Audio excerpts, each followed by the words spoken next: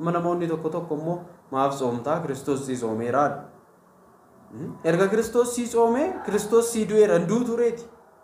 Ilaalame Kiristoos nuuf soomeeraa maaf soomna kan jedhan jiru. Kiristoos si du'eera du'i gaanii ilaalla. Kiristoos fannifameera fannifame ilaalla. Kana malee immoo namoota maa soomta siniin jedhuuf yeroo hunda nan jedha. Gaaffii sirrii deebisuun dura mee maaltu si gasheedhaani? Kan beela'usi kan agabuu oolusi yoo barbaade akka isaan jedhanitti haa ta'u. Mee maaltu isa dhibe garaa keetti?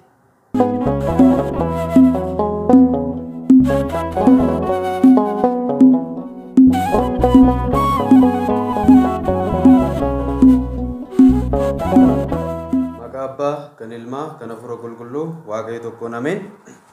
Kabajamtoota maatii Kiristoos ijoolleen haadha keenya qulqulleettii dubroo Maariyaam hundumti keessan kiristaanonni lafa jirtan maraatti nageenya waaqayyo isiniif haa baay'atu. Akkam nagaa jirtu? Ani nagaa kooti waaqayyo guddaan maqaa isaa kan kabajameef kan ulfaatinuuf yaa ta'u lafa jirtan maraatti araarsummaan dubroo Maariyaam eegumsi ergamootaa kadhannaan qulqullootaa jaalalli duuka buutotaa akkasumas hunda caalammoo arjummaaf dhiifamni waaqa keenyaa hunduma keessan faana hunduma keenya faana haa ta'u. Akkam nagaa jirtu jajjabaattu. Egaa guyyaa har'aa kana nuti kan wajjin barannu egaa sooma duuka buutotaa ilaalchisee waan tokko kaasna jechaadha. Maaliif akka soomnu kana malee tokkoffaa maaliif akka soomamu eenyutu akka soome inni sadaffaa soomni kun dhuguma kan qeesii qofa dhaayi isa jedhudha. Soomni kunoo sooma mana kiristaanaa keenya torba keessa jiramoo hin jiru isa jedhu wajjin kaasnee daqiiqaa 10 keessatti xumurra jechaadha. Hundumti keessaniyyuu namoonni sagaleen kun isinitti dhaga'amu waan gaarii irraa barattu. Egaa barumsan jaalannu gaa nuti beekamaadha. Garuu obsaatii warri hojjechaa jirtan hojii keessan hojjechaa erfoonii godhattanii egaa fuula koonii beektu waan ta'eef sagalee koo qofallee dhaggeeffataa akka nafaana turtan maqaa dubroo Maariyaam Kiristoos isiniin gaafadha. Egaa ka'umsa kan nuuf ta'u lammaffaa Qorontos boqonnaa 6 lakkoofsa 4 irratti qulqullicha Phaawulos akkas jedhee dubbateera. Egaa hojjettoota waaqayyoo ta'uu keenyas agarsiisuudhaaf baay'ee ni obsinaa ni rakkannaa gidiraatti muddamattis ni gallaa ni reebbamnaa ni hidhamnaa hirriiba ni dhabnaa kana malee immoo ni soomnaa jedhe. Hubadhaa kana faana maaliif wal qabsiisee soomni duuka buutotaa sooma mana kiristaanaa ortodoksii tawaahidoo Itoophiyaa keessaa sooma soomamuu qaba jettee manni amantaa keenya diriirsite keessaa isa tokkodha jechaadha. Torbatu jira. Torba san keessaa isa tokko jechaadha. Fakkeenyaaf soomni kiristaanni tokko waggaa torbaa kaasee kan soomuu qabu sooma torba waggaatti. Isaanis tokko sooma fayyinaa kan jedhamu sooma roobii fi jimaataa. Sooma raajotaa yookaan immoo guyyaa dhaloota gooftaa keenya Yesuus Kiristoosiif kan soomamu jechaadha. Yookaan sooma gannaasa jennu. Sadaffaan sooma gahadii kan jedhamu jechaadha. Guyyaa ayyaanni cuuphaa boru ta'ee har'a soomamu jechaadha. Afraffaan immoo sooma nanawwee raajichi Yoonaas waaqayyo faana walitti bu'ee garaa qurxummii keessa kan ture. Kana malee immoo uummanni nanawwee badii jalaa bahuuf guyyaatti soomani. Macaafa raajicha Yoonaas boqonnaa 1 kaasaa dubbisaa sooma nanawwee. Inni shanaffaan immoo sooma guddaa sooma abiyyii soom kan jedhamu yookaan immoo sooma gooftaa keenya Yesuus Kiristoos sanbata 8 kan of jalaa qabu jechaadha. Isa soomnee xumurre jechaadha. Inni torbaffaan immoo sooma duuka buutotaa isa amma soomaa jirudha. Inni 8ffaa fi inni dhumaa immoo kan haadha keenya qulqulleettii dubroo Maariyaam sooma fislataa isa jennudha jechaadha. Du'aa ka'umsa isheetiif kan soomnu jechaadha. Gara samiitti ol bahuu isheef duuka butoonni soomanitti immoo isaan irraa kan soomne jechaadha. Kanaaf soomni inni kun immoo sooma duuka buutotaa jedhama jechaadha. Kanaaf kan inni soomamu Pharaaqliixoos kan jedhamu ayyaanni guddaan ayyaanni hafuura qulqulluu guyyaa sanbata guddaa dheengaddaa kabajameera. Innis maalidha? Guyyaa 50ffaa jedhama. Guyyaa 50ffaa kanatti gooftaan keenya ol bahuu isaan dura guyyaa 40ffaa isaatti maayidha yeroo gara samiitti ol bahuu maal jedhee amma hafuura guddaa humna cimsu samiirraa isin ergamutti Yerusaalem keessa turaa jedhee. Yerusaalem keessa turanii guyyaa 50ffaatti immoo maal argatanii hafuura qulqulluu samiirraa ergamee fi afaan garagaraa hasaanii jechaadha. Afaan 72 hasaanii addunyaa kana bakka 12tti hiratanii addunyaa kana barsiisuuf afaan hin beekne haasa'uu jalqaban jechuudha. Maal jarri kun himmachuufte moo ganamaa nama jedhamanitti isaan afaan haarawaa yeroo deessan namoonni kaan maal jarri kun himmachuufte akka machaan akkan jenne bariidha hin dhugne maal ta'ani amma uummanni dhutti afaan garagaraa isaan jechaadha. Hafuura qulqulluudhaan erga guutamanii booda immoo egaa caqasa kana faana walitti isinii fiduuf egaa fuulduratti kan isaan eeggatu waan garagaraati ari'atamuudha reebamuudha. Obsa isaan barbaachisu waan garagaraatu waan isaan barbaachisuuf kana malee immoo deemaa maqaa abbaa ilma hafuura qulqulluu jedhaati warroota barsiisaa cuuphaati bartoota gootaa isaa waan jedheef isa dura maal gochuu qabnadhani hafuura qulqulluu erga argatanii erga eebbifamanii erga kennaa mana argataniin booda nagaa walitti dhaammatanii osoo hin deemin booda maal godhan duuka butoonni walitti gamtaadhaan ta'anii tsooma qabatanii jechaadha laala. Sababni isaa gara tajaajilaatti osoo hin deemin maal godhanii tsooma qabatan tsoomanii wal eebbisanii wal jajjabeessanii nagaa waliif dhaamanii addunyaa kana barsiisuuf gara wangeelaatti socho'an jechaadha. Maatiiwwan Waaqayyoo har'a hojii tokko hojjechuu barbaadna ta'a. Har'a waan tokko akka nuuf milkaa'u barbaadna ta'a. Karoora guddaa qabna ta'a. Tarii inni mana barbaadu mana bitachuu barbaada ta'a. Inni konkolaataa barbaadu konkolaataa bitachuuf ta'a. Karoora guddaa qaba. Karoora kee dura Waaqayyo galchi. Karoorri kee akkuma jiru ta'ee karoora kee kanaaf gara milkaa'ina keetti osoo hin deemin Waaqayyoon Kiristoosiin jireenya keessatti galchi. Jireenya kee keessatti galchi. Yeroo sun hunduu si milkaa'a. Yeroo sun hunduu karaa qajeeltuu si ta'a jecha. Tajaajiltoonni duuka butoonni Waaqayyoo kun gara tajaajilaatti osoo hin deemin maal godhan tsooma sagada qabatanii kadhannaa qabatanii yaa Waaqayyo nu dursi jedhanii hafuurri qulqulluyyuu guutamanii osoo jiran ilaala. Kanaaf nutis immoo jireenya keenya keessatti wanti tokko akka nuuf milkaa'u wanti tokko akka nuuf ta'u yoo barbaanne kadhannaa haa qabannu tsooma haa qabannu haa tsoomnu haa kadhannu isa dura waan barbaannu sun waan feenu sun hojjechuun dura bitachuun dura taasisuun dura argachuun dura maal gochuu qabna Waaqayyo keessa gashinee kadhannaadhaan jabeessinee tsoomaan immoo ofii keenya tasgabboofnee Waaqayyo keenya nuuf milkeessi jechuu qabna. Yeroo kana hunduu qajeeltu nuuf ta'a. Qormaanni tarii nutti baay'atuu danda'a. Garuu qormaata san keessa yoo dabarru immoo abeet gammachuusaa. Kanaaf duuka butoonni Waaqayyoo haala kanaan darban jechaadha. Tajaajilaa Waaqayyoo ummataanitti immoo ta'e Phaawulos ilaala. Hojjetaa Waaqayyoo ta'uu keenyaaf ni hidhamna, ni arrabsamna, ni reebamna. Garuu immoo ta'e Roomee boqonnaa 8:35 irratti immoo garuu jaalala Waaqayyoo irraa eenyutu addaan nu baasa? Jaalala Kiristoos irraa eenyutu addaan nu baasa? Beeladha moo hidhamuudha moo ari'atamuudha moo godaansadha moo ajjeechaadha moo eenyuudhaadha? Maaltu jaalala Kiristoos irraa addaan nu baasa ilaala. Har'a ari'atamuu dandeenya. Hubadhaa tajaajilli keenya akkamidha jedha ilaalame.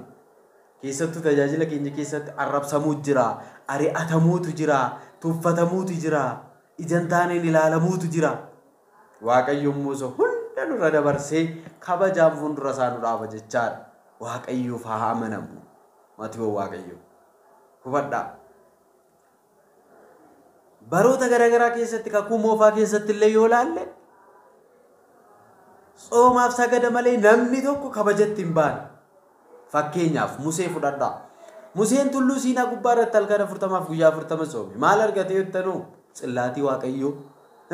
Teessoo kabajasaa, ulfina isaa, bakka teessoo kabajaasaa, bakka ulfina isaa ilaalee harka isaa lamaanitti immoo abboommisaa bara lapheerraa gara bara horiititti kan ittiin ce'an abboommisaa kurnan kan qabatee jiru kabaja ulfina tsillaatiisaa bultoo Waaqayyoo teessoo Waaqayyoo qabatee bahee jechaadha. Tsoomii kana erga fixateen booda. Hubadhaa Eeliyaas fa'a. Yeroo garagaraatti hunduu tsoomanii kabaja guddaa ulfina guddaa argataniiru. Uummata Nanawwee ilaalaa. Tsooma sagada qabatanii guyyaa 3 halkan 3 bohanii mootiinis amma loonillee horiin garagaraa hanga afaan hidhamtee hanga tsoomtutti tsoomanii badiirraa ibidda hamaa sunirraa bahan jechaadha. Kanaaf tsoomni nu barbaachisa kan jennu kanaaf. Namoonni tokko tokko immoo maaf tsoomtaa Kiristoos si tsoomeeraadha. Erga Kiristoos si tsoomee Kiristoos si du'eera nduu tureeti. Ilaalame Kiristoos nuuf soomeera maaf soomna kan jedhan jiru. Kiristoos sii du'eera du'i gaanii ilaalla. Kiristoos fannifameera fannifame ilaalla. Kana malee immoo namoota maa soomta siniin jedhuuf yeroo hunda nan jedha. Gaaffii sirrii deebisuun dura mee maaltu si gasheedhaani? Kan beela'usi kan agabuu oolusi yoo barbaade akka isaan jedhanitti haa ta'u. Mee maaltu isa dhibe garaa keetti? Maal isa gasheessa maaf soomtaan siin jedhu? Isa dhibe yoo beelofte yoo beelli si jeesse situ du'a miti? Maaltu isa galcheessa? Maasa gaddadha jilba kooti dugda kooti maaltu isa dhibe? Argitanii? Waan isaan hin gashine keessa galu jechaadha. Kana malee immoo maal jechuu jammara nam tokko tokko soomni kun hanqeessiti qeessii qofa soomaa. Hubadhaa. Duuka butoonni Waaqayyoo ilaallee nuti sooma kana yeroo soomnu qeessii qofa soomaa. Sooma jechuun ikkoo kan qeessii kan ijoollee kan nama guddaa kan dubartootaa kan dhiirotaa jedhamee addan bahu. Obboleessa koo obboleettii koo yoo soomte mataa keetiif yoo dhiistes matuma keetiif yoo soomte foon keellee nagaa argata. Yoo soomuu baattes foon kee immoo nagaa dhabuu danda'a. Kana roosiin jedhu waanuma argatte yoo nyaatte immoo foon kee waan hin taane ta'a. Dhibee gargaraa irra bu'uu dandeessa tokko. Yoo soomte lubbuun kee tasgabbii argatti. Garaa qulqulluu gara Waaqayyo keetti soomiidhaan yoo boosse Waaqayyo si eebbisa si haaressa nama si godha. In soomu akkam barbaade yoo hin ta'a yoo jette immoo sooma malee Waaqayyoon argachuu hin dandeessu. Kiristoos soomee sooma nu barsiiseera waan ta'eef jechaadha. Kanaaf soomni kun kan inni soomamu jalqaba kan soome eenyudha? Deebii keenya sumaan deebisuuf duuka buutota Waaqayyooti. Yoomirraa kaasanii soomanii Phaaraaqliixoos kan jedhamu ayyaana 50ffaa gaafa 50ffaa sun bariirraa kaasanii hanga adoolessa bultii 5 guyyaa adoolessa bultii 5 kan immoo kan sin ajaa'ibu Phaawulosii fi Phexros guyyaatti wareegamanidha. Phexros Roomirratti mataasaa siin gadi garagaree guyyaatti awwaalamedha. Akka gooftaa koo akka Kiristoositti nan fannisiinaa nan mataa koo gadi garagashaa na fannisaa jedhee. Phexros ni jarjara ture abboonni keenya akka jedhanitti. Guyyaa sun fannisuuf itoo isa ari'atanii baqatee bahee ture. Yeroo kana Kiristoos fannoo baatee akkuma sila garafameetti dhiiga isaa cobsaa dhiigni fuula isaa qaama isaa hunda balleessee fannoo baatee osoo deemuu itti dhufe. Ati eessa deemta? Ati Kiristoos miti jedheen. Eeyyoo deen eessa deemta ree jennaan nama Roomitti maqaa kootiin naa fannifamu maqaa koo lallabee nama naa wareegamu waan hin dhabeef wareegamuu fannifamuun deemaa jedheen. Yeroo kana yaa Waaqa koo dhiifama naa godhee Room dhaqee harka kennee fannifame asiin gadee garagaree fannifame. Phaawulosis erga barsiiseen booda addunyaa kana naannee barsiisee mormi isaa irraa citee addunyaa kanarraa fooniin boqatee jechaadha. Ilaala. Duuka butoonni Waaqayyoo maal jedhee Phaawulos hojjetaa Waaqayyoo yoo ta'u keenya agarsiisuudhaaf baay'ee ni obsinaadhe. Namni hojjetaa Waaqayyoo ta'e tokko ni obsa. Rakkina garagaraa argata. Ni beelaa, ni reebama, ni tuffatama, ni arrabsama. San booda ifatti baha jechaadha. Kanaaf maali Phaawulos akkuma kana jedhe hojjetaa Waaqayyoo waan ta'eef isa dubbate dhugaa baay'ee raggaasisuuf namaaf fakkeenya ta'uuf barsiisuuf immoo maqaa isaatiif wareegamuu qabaa jechaadha. Maqaa isaatiif wareegameera. Akka fedha Waaqayyoo yoo ta'e malee wareegamummaan kunis hin ta'u maatii Waaqayyoo. Yoo inni siif eeyyame ati wareegami kabaja kana argadhu jedhe malee cal jettee wareegamuu hin dandeessu. Amma biyya keenya keessatti ilaalaa yeroo garagaraatti waanuma hin beekneef gadi bahanii amantaa keenyaaf duunee kan jechaa jiran baay'ataniiru. Baraarii xiyyiitiin cal jedhee dhufee isaan irra bu'ee dhagaa qaama seeraatti akka darbatan waan garagaraa akka godhan xiyyiitii yoo isaanne wareegamtoota jedhaman dhiifama wareegamtoota jedhamanii isaan qulqulloota eebbisaanii nurraa buluu jedhu.